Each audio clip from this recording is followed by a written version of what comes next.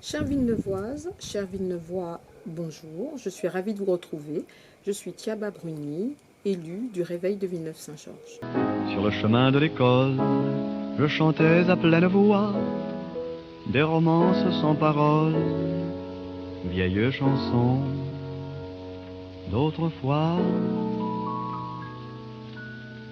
Douce France, cher pays de mon enfance, bercé de tendre insouciance, je t'ai gardé dans mon cœur. Mon village, au clocher, aux maisons sages.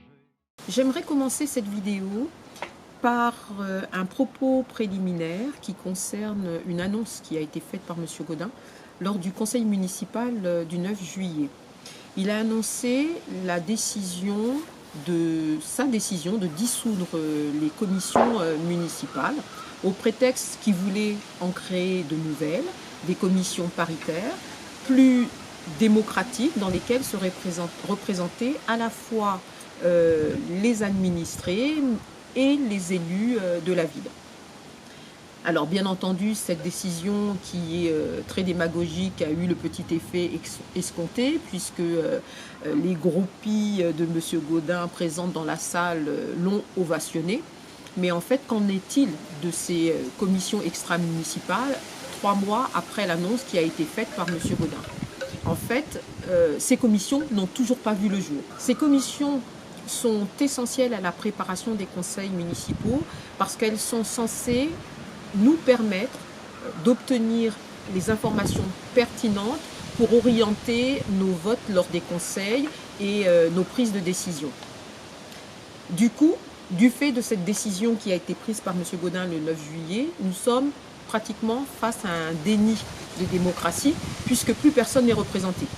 Les commissions n'existent plus, les élus ne sont pas représentés et les administrés ne sont pas représentés non plus. Il est très difficile de travailler dans ces conditions. Lorsque l'on s'adresse aux administratifs de la mairie pour obtenir les informations qui sont essentielles à nos prises de décision, on n'obtient pas de retour. Donc nous sommes contraints de poser les questions nécessaires lors des conseils municipaux, ce qui nous fait perdre un temps important, puisque normalement ce temps de préparation il aurait dû avoir lieu lors des commissions. Alors lorsque nous posons directement les questions à M. Gaudin lors des conseils municipaux, ce qui nous fait perdre beaucoup de temps puisque finalement le conseil n'a pas pu être préparé, eh bien, nous sommes face à la même sempiternelle réponse je ne sais pas, j'en ai aucune idée. Et puis, comme le dit la locution familière, la meilleure défense, c'est l'attaque. M. Gaudin l'a bien compris. Donc, lorsqu'on lui pose des questions dérangeantes auxquelles il n'a pas la réponse, du coup, il agresse verbalement l'élu, puisqu'il est en situation difficile. Non, madame, c'est moi qui la donne. Attendez. Je vous demande, est-ce que je peux prendre la parole? C'est la question que je vous ai posée. Ben, vous m'entendez? Non, non, je m'entends. Monsieur Gaudin, monsieur le maire, puis-je prendre la parole, s'il vous plaît? Là, pour l'instant, il y a un débat entre monsieur Guy et monsieur Gournier. J'aimerais intervenir dans ce débat. Attendez qu'il ait fini. Apparemment, c'est fini. J'ai été très choquée par l'attitude discourtoise de notre maire à l'encontre de l'élu communiste Tania Nyoka. Je pense que je ne suis pas la seule. Tous les élus de cette ville sont des personnes respectées et respectables. Nous nous sommes engagés dans les affaires de la cité pour défendre les administrés et non pas pour être humiliés et infantilisés. J'espère que M. Gaudin apprendra à s'adresser aux élus de l'opposition avec politesse, respect et courtoisie. C'est tout ce qu'on attend d'un édile de son niveau. Lors du conseil municipal du 27 juillet, j'ai voulu attirer l'attention de M. le maire Philippe Gaudin sur certaines obligations qui s'imposent à toute municipalité en matière de compte-rendu de conseil municipal. En effet, depuis que M. Gaudin a été élu, les 3 conseils municipaux n'ont pas donné lieu à de publications sur le site internet de la ville, alors que l'article 2 du décret 2016-146 du 11 février 2016 en fait une obligation dans les 7 jours qui suivent la tenue du dit conseil municipal. Lors de ce conseil municipal, Madame Niasme, première adjointe, m'a invité à relire le code des collectivités territoriales. C'est ce que j'ai fait, puisqu'elle se croyait dans son bon droit en affirmant que la seule publication en mairie suffisait. J'ai relu donc ce code et je vais vous en lire un extrait, puisqu'en fait les propos qui ont été tenus par Madame Niasme lors de ce conseil municipal sont erronés, voire mensongers. Je vais maintenant vous donner lecture de l'article L 2121-25 du Code général des collectivités territoriales. Il dit: dans un délai d'une semaine, le compte-rendu de la séance du conseil municipal est affiché à la mairie et il est mis en ligne sur le site internet de la commune lorsqu'il existe. Les comptes-rendus de conseils municipaux étant le reflet des décisions prises à la tête de la commune, il paraît primordial pour le respect de chaque habitant de la commune de les publier sur le site internet communal dans un délai court. Je répète ce que le code dit. Il est primordial pour le respect de chaque habitant de la commune de les publier dans un délai court. Les mots ont un sens et je ne comprends pas pourquoi M. Gaudin persiste dans son erreur. La première adjointe, Christelle Niasme, a précisé lors de ce conseil municipal que les comptes rendus étaient publiés en mairie, et je profite de cette vidéo pour lui dire que ce n'est pas suffisant parce que la loi en dispose autrement. S'il vous plaît, on va passer à l'autre. Merci. Non, je veux dire, c'est très important. Nous n'avons pas les comptes rendus des 2 conseils municipaux qui ont eu lieu le 3 juillet et le 9 juillet, alors que toute municipalité est censée en faire la publication dans les 8 jours qui suivent la tenue des conseils. Donc je voulais savoir ce qu'il en était.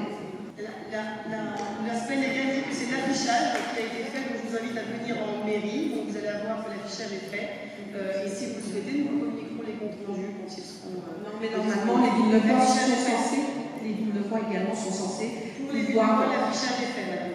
Oui, mais quand on a un site internet, ça doit être publié également sur le site internet, la loi est claire là-dessus. Madame Denis, Je l'ai relu justement, la loi est claire sur ce point. Normalement, vous êtes censé publier sur le site de la ville. Pas du tout. Le site de la ville n'a absolument pas réglementaire. Aucune obligation sur le site. Il y a des communes. Je vous dis qu'aussi. Madame, il y a des communes qui n'ont pas de site. Des petites villes de province qui n'ont pas de site. Oui, mais pour les communes qui ont un site, elles sont censées publier. Bon, allez, on passe à l'ordre du jour. Il faut rendre à César ce qui est à César, et Madame Altman, maire de la municipalité sortante, proposait 2 comptes rendus à ses administrés, l'un synthétique et l'autre analytique. Voilà, ça c'est un fait. Le maire a une obligation d'information envers ses administrés. D'autre part, la loi fait du maire le premier magistrat de la ville, mais comment pourrait-il revendiquer sa légitimité à faire respecter la loi par ses administrés si lui-même se place au-dessus de la loi et ne la respecte pas? Passons maintenant au budget primitif de la commune et au rapport d'orientation budgétaire. Je vais commencer par faire un petit rappel. Un rapport d'orientation budgétaire, c'est la vision politique d'un maire pour sa commune et ses orientations politiques pour l'année à venir. Monsieur Gaudin a admis qu'ils avaient été préparés par les administratifs pour la municipalité sortante. D'ailleurs, dans le rapport d'orientation budgétaire 2020, figure même le fameux slogan de la municipalité sortante, tant décrié par M. Gaudin lors du conseil municipal de novembre 2017, dans lequel il disait à Mme Altman qu'il avait l'impression de ne pas vivre dans la même ville. Et ce fameux slogan, c'est « Villeneuve, une ville dynamique, accueillante, durable, belle et citoyenne ». Alors je ne comprends pas pourquoi M. Gaudin a laissé ce slogan dans le rapport qu'il nous a remis, puisqu'il considère qu'il ne correspond pas à la réalité de notre commune. Monsieur Gaudin, durant ces 12 dernières années, n'a eu de cesse de combattre la politique de la municipalité sortante, donc je ne comprends pas vraiment pourquoi maintenant il reprend à son compte les orientations budgétaires de la municipalité sortante. Mais le gros des orientations budgétaires qui avaient été prises par la précédente municipalité ont été actés. Je ne trouve pas cela vraiment cohérent. Alors, le prétexte mis en avant par M. Gaudin, c'est que 7 mois se sont déjà écoulés et qu'il est trop tard pour remettre en question les décisions qui ont été prises précédemment.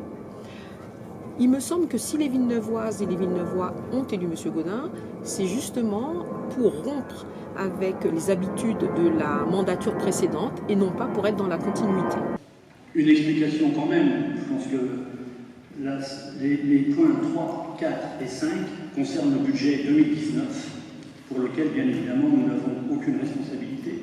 C'est le budget de l'ancienne municipalité, donc ces 3 points-là, ils sont ce qu'ils sont. Nous devons les approuver pour la bonne marche des affaires et pour qu'il y ait une continuité du service public dans de bonnes conditions, mais ce n'est pas du tout notre budget.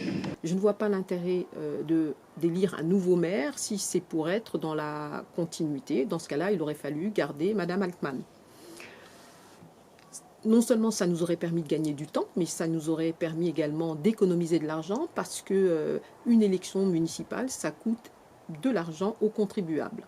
Donc la question que je me pose et que de nombreux Villeneuvoises et Villeneuvois doivent se poser, c'est comment M. Gaudin va-t-il parvenir à mettre en œuvre son projet, ses orientations politiques en se basant sur les orientations budgétaires de la municipalité sortante. Ça n'a pas vraiment de sens, c'est pas vraiment cohérent. Monsieur Gaudin, il faut prendre vos responsabilités et assumer le budget quand même, c'est pas possible. Non, mais attendez, mais c'est quoi ça? Mais je peux terminer, monsieur. D'abord, on va donner la parole. Alors, c'est extrêmement simple. Je vais mettre ce budget aux voix. Donc, je vous propose, mes chers collègues, de le voter. Qui est pour? Les adjoints. Que les adjoints. C'est compté? Qui est contre? Abstention.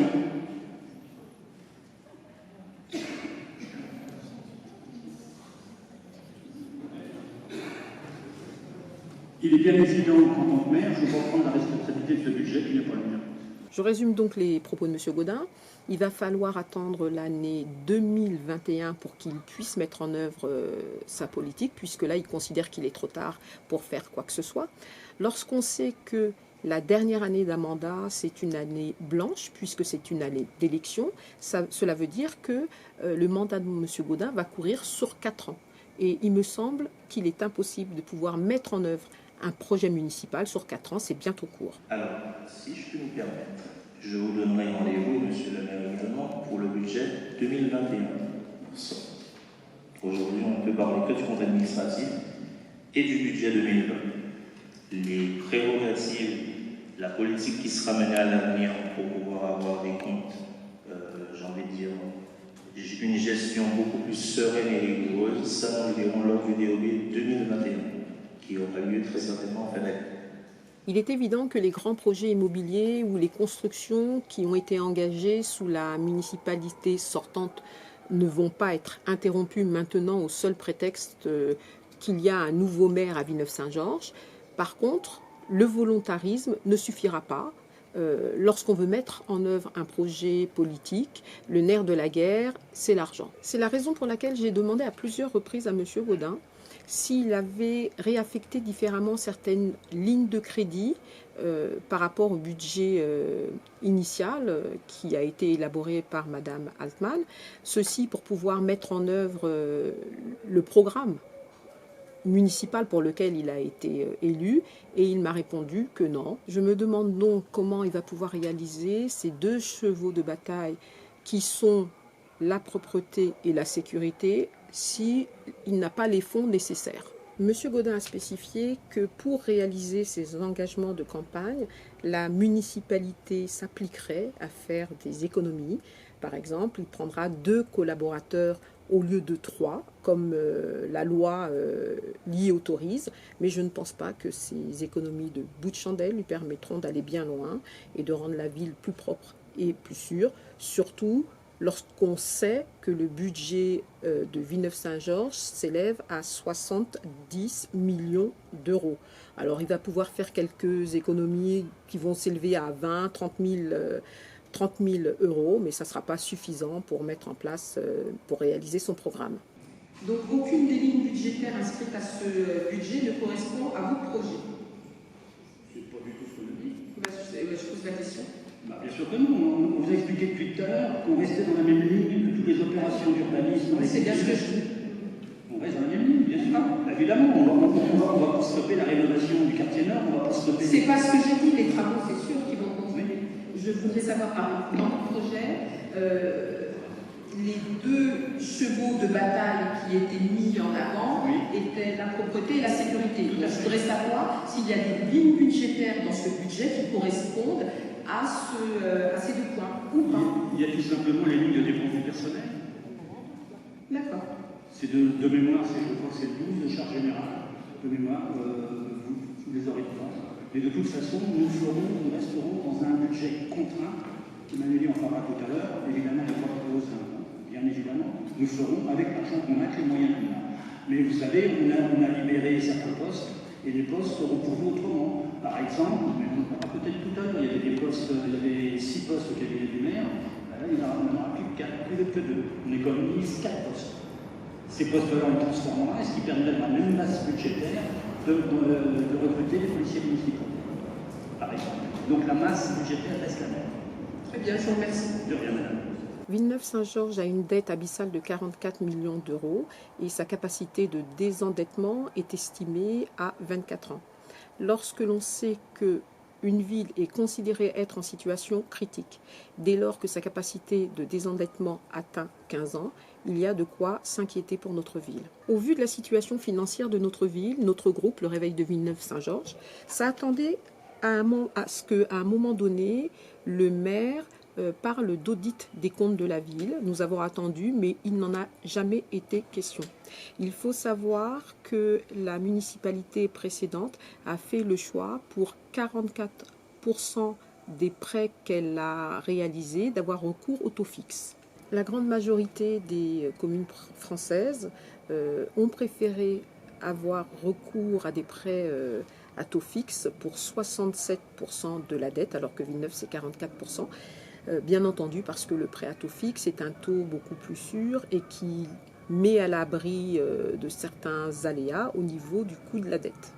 Sachant que le coût de la dette à Villeneuve s'élève à 3,6 millions d'euros. Le Réveil de Villeneuve-Saint-Georges espère qu'à un moment donné, la municipalité envisagera de renégocier certains crédits qui coûtent très cher à la ville, ce qui permettra de faire des économies.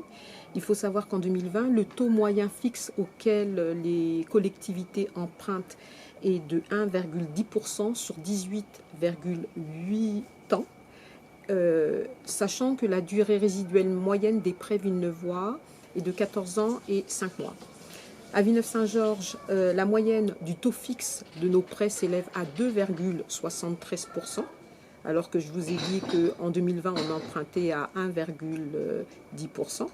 Et 4% de la dette est indexée sur un taux de 3,49%. Il semblerait dans ces conditions qu'une renégociation de certains prêts qui coûtent vraiment cher à la ville permettrait un appel d'air financier et permettrait de financer d'autres projets, et Villeneuve en a réellement besoin. Le conseil municipal du 27 juillet a débuté par le vote des affaires traitées en vertu de la loi L2122. En fait, il s'agit de décisions qui ont été prises par l'ancienne mandature, de décisions qui ont été prises par Madame Altman, en vertu d'une délégation de pouvoir du conseil municipal. Alors, certaines de ces décisions engagent des sommes relativement importantes, puisque cela peut s'élever jusqu'à 300 000 €. Vu les sommes mises en jeu, qui engagent les deniers du contribuable, nous souhaitions avoir un certain nombre de compléments d'informations sur certaines décisions. Monsieur Gaudin nous a fait savoir qu'il ne détenait pas ces informations, puisque ces décisions avaient été prises sous la mandature précédente, celle de Madame Altman. Écoutez, je ne peux pas vous dire le détail, mais enfin bon, pour 3... C'est pour la virgule. Ah, la virgule, voilà. Oui, je ne peux pas... Ou bien c'est 30 000 €, ou bien c'est 3 000 €, ou bien... Là, c'est pareil, c'est des travaux, je ne peux pas en dire davantage. Maintenant, le détail de la convention, je ne peux pas vous en dire davantage. Au mois de mai 2020, nous n'étions pas à la mairie. C'est pas moi qui ai pris cette décision. Donc si M. Boyer peut vous renseigner... Il s'est même plusieurs fois adressé à M. Alexandre Boyer, élu communiste, pour lui demander si lui avait des informations à nous communiquer. Écoutez, pour être clair, je n'en ai pas le moins idée. Si un ancien élu de la majorité municipale, présent M. Boyer, par exemple, qui était aux affaires à cette époque-là, peut nous renseigner, je serais ravi, je vous donne la parole à M. Boyer, s'il vous plaît. J'ai trouvé cela cocasse dans la mesure où M. Boyer n'était pas élu de la municipalité sortante. Il est certes communiste, mais en tout cas, il n'était pas élu de la municipalité sortante. Par contre, M. Gaudin, lui, était membre du conseil municipal. Il était dans l'opposition, certes, mais il faisait partie du conseil municipal. Donc j'estime qu'il était normalement plus en mesure de nous apporter ces informations que M. Boyer, sachant qu'il a été amené à prendre connaissance de tous ces dossiers qui ont été, de toutes ces décisions qui ont été prises sous la mandature précédente. Nous sommes en droit de nous demander quelle a été son implication dans les dossiers de l'époque, puisqu'il était quand même censé représenter les Villeneuvois et défendre leurs intérêts. Alors s'il n'a pas la connaissance des dossiers, je ne sais pas comment il a pu les défendre à l'époque. La deuxième réflexion que je voulais faire concerne la légèreté avec laquelle M. Gaudin nous a répondu en nous disant qu'il méconnaissait les dossiers. Et puis on avait l'impression que, d'après lui, c'était tout à fait normal puisqu'il n'était pas dans la majorité.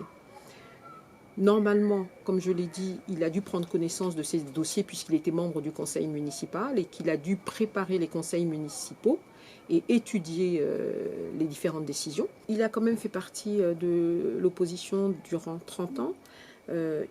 Il a donc assisté aux conseils municipaux.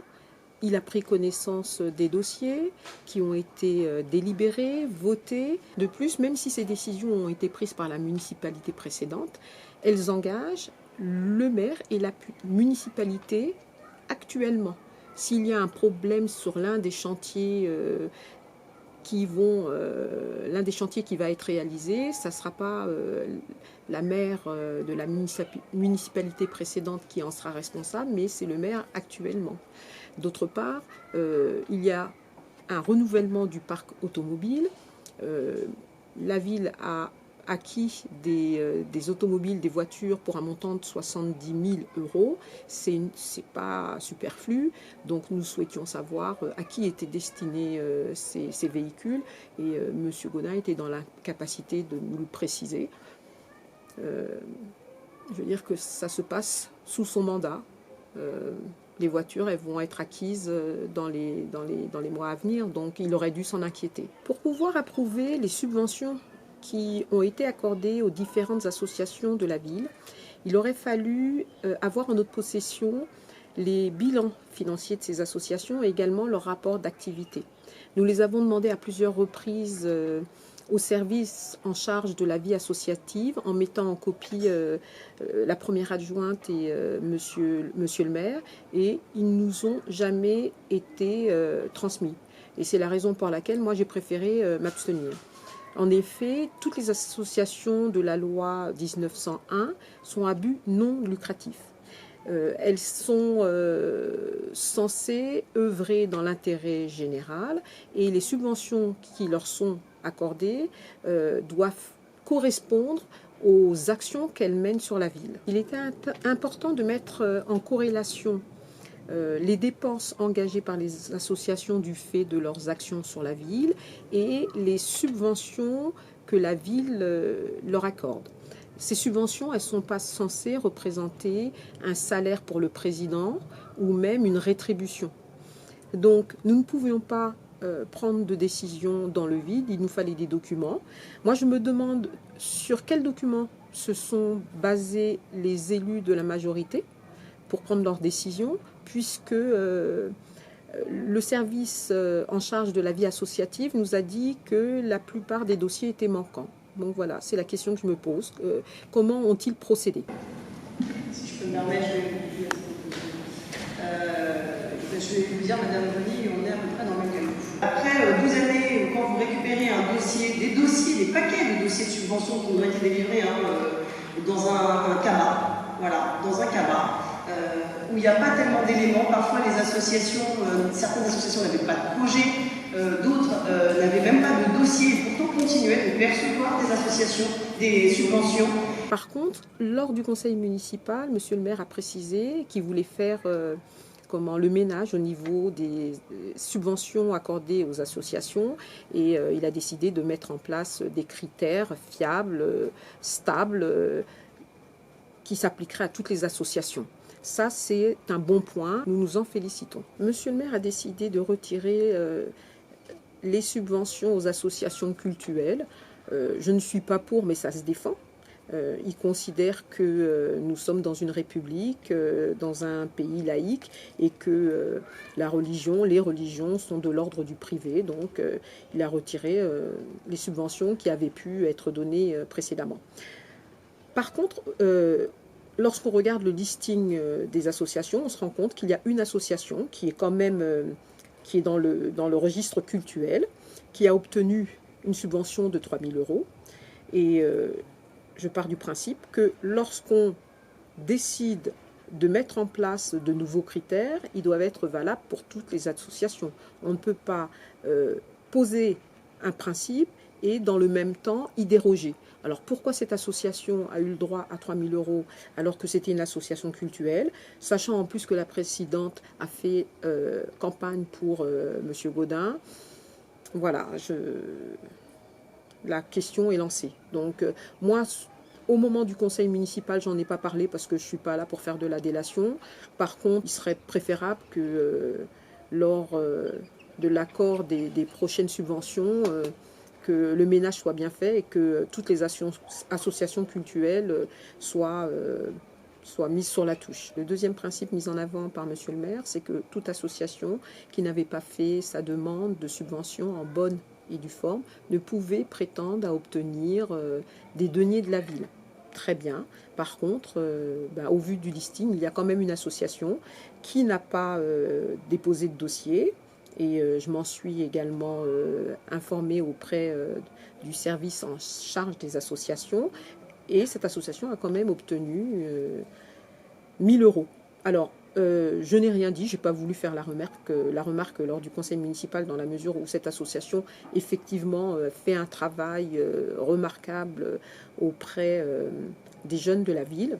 Le travail, personne ne peut le contester, donc j'ai préféré me taire, mais c'est vrai que lorsqu'on dit qu'on ne donnera rien aux associations qui n'ont pas déposé de dossier, il faut s'y tenir également. Je veux dire qu'on ne peut pas faire en même temps ériger un principe et en même temps y déroger dans la même seconde. Pour finir, j'aimerais conclure cette vidéo en soulignant le fait que les propos qui ont été tenus par M. Gaudin lors du dernier conseil municipal du 27 juillet étaient assez incohérents. Il a refusé de voter le budget, en prétextant qu'il ne s'agissait pas du sien, mais de celui de Mme Altman. Et si cela est vrai, dans ce cas-là, dans ce budget, il ne devrait pas y figurer des lignes budgétaires qui correspondent au projet de M. Gaudin, projet pour lequel il a été élu par les Villeneuvois. Je lui ai dit, donc posé la question, je lui ai dit, dans ce budget, il n'y a pas de lignes budgétaires qui correspondent à votre programme, à votre projet. Il m'a répondu, c'est pas du tout ce que je vous ai dit. Donc, de deux choses l'une. Soit c'est le budget de Mme Altman, et dans ce cas-là, aucune des lignes budgétaires ne correspondent au programme de M. Gaudin, et M. Gaudin sera en difficulté pour mettre en œuvre le programme pour lequel il a été élu, puisqu'il n'aura pas les finances qui correspondent à ce programme. Soit il y a des lignes budgétaires dans ce budget qui correspondent à son programme, et donc ça veut dire qu'il a remanié le budget de Mme Altman. Et dans ce cas-là, pourquoi ne l'a-t-il pas voté, puisqu'il s'agit également de son budget? En fait, moi je dirais que le vote de ce budget 2020 a été une grande mascarade orchestrée par M. Gaudin, dans lequel il s'est mis en scène. Présenter un budget alors qu'il n'y était pas contraint et ne pas le voter, à quoi ça rime? Si vous avez aimé cette vidéo, je vous encourage à la liker et à vous abonner à notre chaîne. Je vous remercie pour votre attention. Au revoir. Douce France, chérie de mon enfance,